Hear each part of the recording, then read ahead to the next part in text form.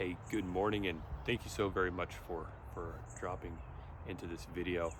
In this video, I want to help you craft a new narrative. This is inspired in part by a recent comment called from Thank You for Stopping, and I want to encourage him in his journey because I think it's really fucking cool that you're growing aware to understand that you need to shift into a new narrative, that you need to create.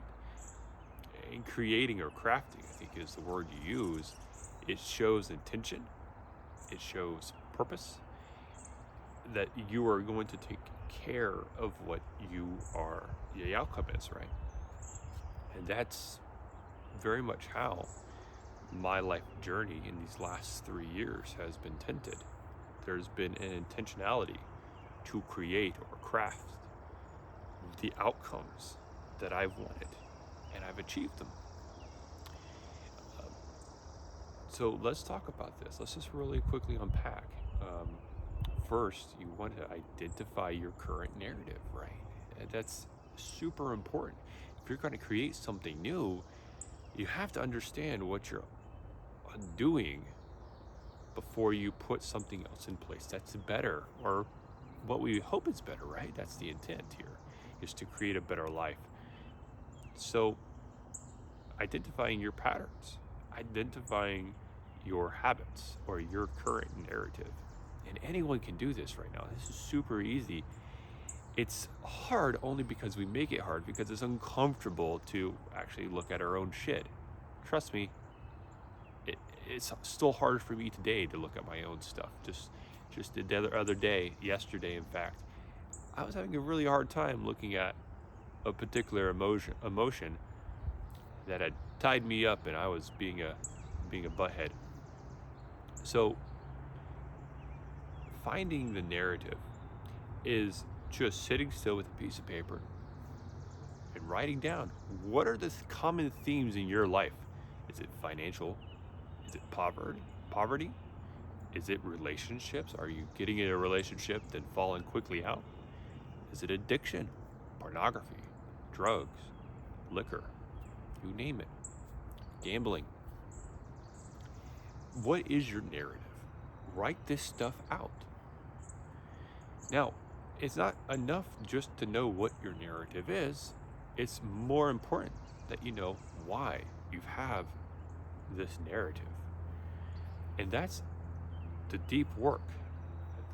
You have some other YouTubers that call it shadow work. Whatever you want to call it, it's deep work. And it does take a little bit of time, especially in the beginning, to get down deep into the origination of that avoidance pattern. The second thing you want to understand is when you do make the time to sit down and really dig in deep, you can identify a couple of patterns that are generally below, like these are the foundational, the foundation of which these avoidance patterns, which are the addictions, right? These are, poverty, these are relationship. A lot of this stuff is built on, these are actually really just avoidance patterns. And the foundational stuff that underlies all of this is generally pain, or a fear of pain, or anger. These are really the big three emotions that seem to weave themselves through most events in which we craft our narrative from, which is very interesting. And there's such a wide range of fear. There's such a wide range of like, even in these bands of emotion, you can have 10s and 20s of the fears and the angers, so much so that when you sit down and experience one of them, man, that feels completely different than this other fear that I've had. They all express themselves just a little differently, which makes this, well, a unique process, but it also can be time consuming. So this is why in my yesterday video, I was like, this is a journey. You sign up and like, you make this decision and you're unpacking this journey for, many years. I mean, if it's not a lifetime. This isn't an overnight fix. So that's the second step, getting to the foundation. And once you get to that foundation, what those emotions are, you let them process through. You sit with that discomfort, you sit with that emotion. It's like, you gotta just sit, be still, be quiet, completely relaxed. I personally like using my office chair because I can recline and it holds up my weight. So I'm completely weightless. You can do this on the floor lying down if you have some pillows underneath your knees and something for your head. And then I just I create that emotion again, that particular flavor, that particular way the emotion presents itself to me, and I just allow it to do its thing. I just allow it. I'm not doing anything. I'm not forcing anything. I'm not working. One of my mentors, his saying was, what you resist persists. So I drop my resistance. I'm watchful. Am I resisting this emotion from coming through because I'm afraid of it for whatever reason? I let the resistance go. And once I let that resistance go, the emotion flows.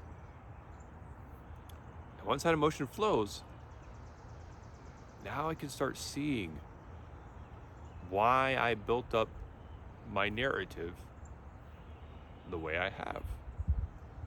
And now to the commenter's point, yes, now you have the landscape to build upon again.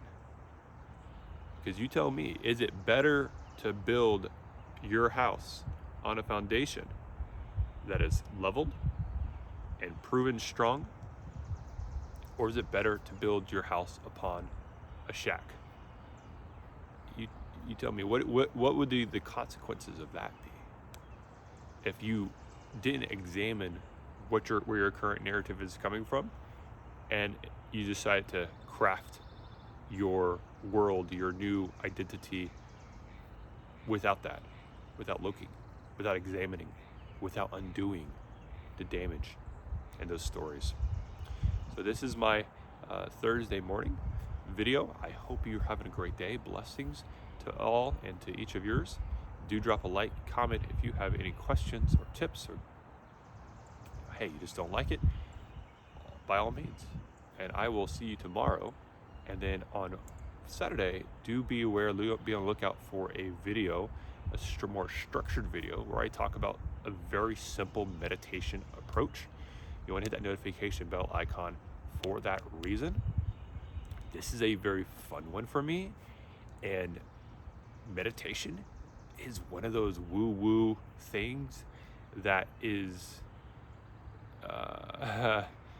lumped in with a bunch of different assumptions, and we have lost the meaning and the reason behind it. So we'll go into that a little bit more on Saturday. Thank you so very much. Take care.